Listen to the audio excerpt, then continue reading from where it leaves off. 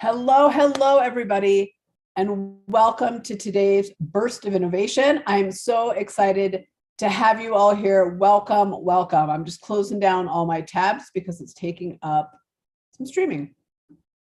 Hope everybody had a wonderful weekend. Today's Burst of Innovation, I think, is an important one because what I'm going to cover today is how to innovate in a downturn. In fact, 3 simple ways that you can innovate in a downturn. Now, there's a lot of debate happening right now and a lot of conversation about, are we in a downturn? Are we in a recession? Is one coming? When is it coming? How long will it last? All those conversations.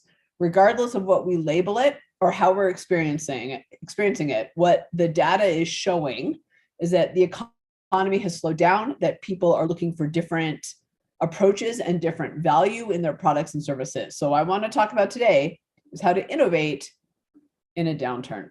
So let me share my screen and then we'll get into the conversation. So how do we, whether we're providing products or services, whether we are direct to consumer in a Target or in a grocery store or online, or we're B2B, so we provide a service to another business or products to another business or a subscription model, regardless of all that, how do we innovate our offerings during a downturn? I want to show you 3 very easy ways to do that. All right, let's talk about these 3 ways, how to innovate in a downturn. And as I'm doing this, what I want you to do is I want you to be thinking about how you could apply these principles in the work that you do. All right, number 1 is be different, not better. Better is a hamster wheel. Better is what keeps you on the same path, and someone can out-better you any day of the week. So if you and your services get a little faster, well, the person, your competition could get a little faster beyond that. If you and your services get a little bit better in terms of quality, well, your competition could better you in terms of quality too. And here's the other thing about better. Better isn't noticeable in the marketplace. A little faster, a little smoother, a little higher in quality doesn't stand out enough with your customers and your clients. You want to be different. You want to do something that's going to go almost in the opposite direction of the crowd. I'm going to give examples of these in a minute, but let me go through all 3. The second one is be surprising, not obvious. In times of downturn or recessions, things that are just adding to the noise get even more lost in the clutter. I remember there's an ad agency called Leo Burnett. It's one of the biggest in the world. And one of the things that Leo Burnett did when he started it during the Depression is he would give everybody an apple if they came into his office. Now, at that point, food was important, right? The Depression was tough times. Putting food on the table was tough for people. That was a surprising thing. So if you came into his office, you got an apple. That's what built his business. Now they're one of the largest businesses in the world. Be surprising, not obvious. Find ways to wow your customer. And the third one is add value, not costs. So in times of downturn, people are looking for value and they're looking for affordability. So provide options that allow them to do and to provide and have the things that they want to do, provide and have, but maybe even at a lower cost. I'll give you 2 examples on that one real quick. One is Airbnb started during a recession, and they provided low-cost travel options to people who still wanted to travel, still had that desire to get out there, but they couldn't do it in the way they normally did it, right? So they added value at an affordable way. Now we know how big they are today. So the 3 ways to easily innovate in a downturn are be different, not better, be surprising, not obvious, and add value, not cost. How can you be different from your competition in a way that's meaningful to your customers and to your clients? How can you surprise or wow them in a way that keeps them talking about you and buying from you, not adding to the noise? How can you add value but not cost? Be like McDonald's was back in the day or an Airbnb is in today's world. How can you add value and not cost? These very simple tenets will help you innovate in a downtime. Here's what I'd love for you to do.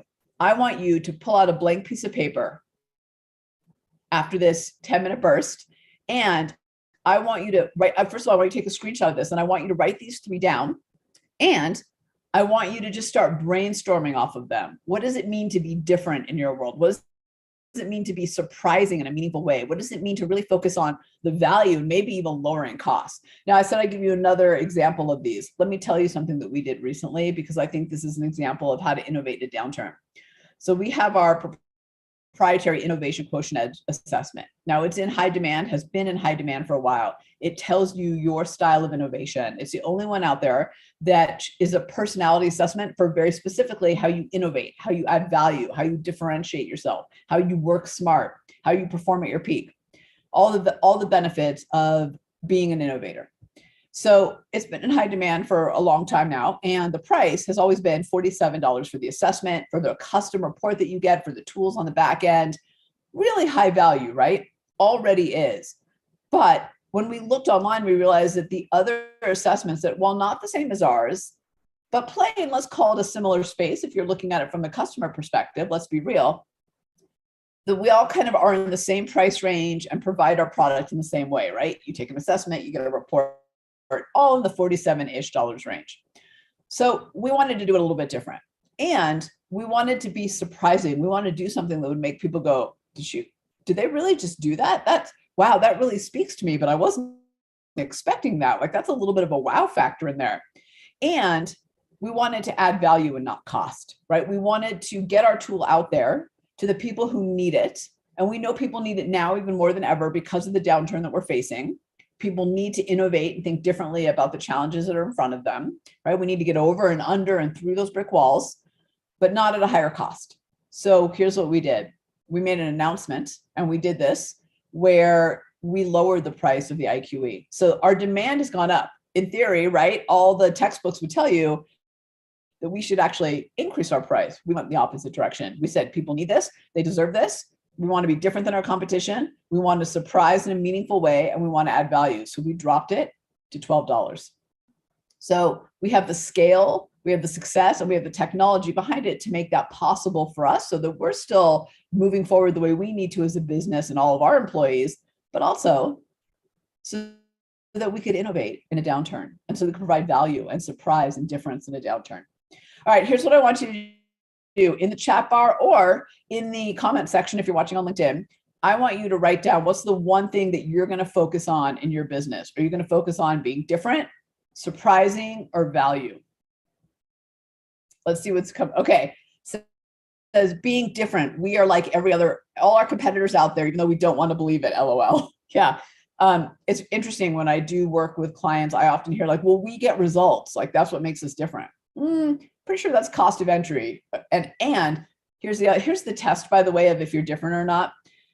If I called your competition, are they going to say to me, well, we don't get results, you should call Suzanne because that's who gets results? No, of course not, right? To be different, you got to find something that you can provide and do that others can't. So our assessment, for someone else to build that same assessment to the depth and the quality that we did would take a lot of work, right? So we know that. So that's our difference.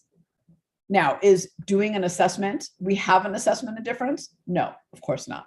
If we had taken just a strength assessment and tried to make it better than StrengthsFinder, would that be a value? No, because they could come in and easily beat us. Of course not. Be different. Okay, so we've got a lot of value. I wonder if we can drive down costs in a way that actually brings us more money because our customers want more from us. Great question. Yes, I would actually think about that. Great. Be different. Awesome. Here's what I want you to think about difference. It's like a triangle, right? And the bottom of that triangle is cost of entry.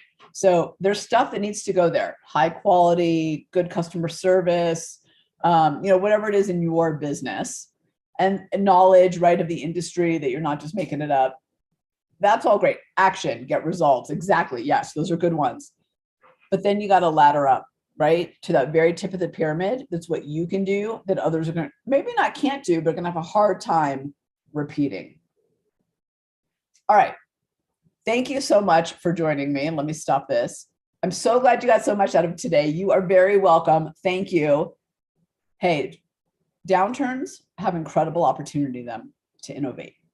And we just got to think a little bit differently about how we go to market, both in ourselves and in the products and services that we work for or that we have. So I want you to really think about these, be different, be surprising, and be of value, and really dig deep and not play on the surface to what this means for you and your business. All right, everybody, thank you so much. I will see you next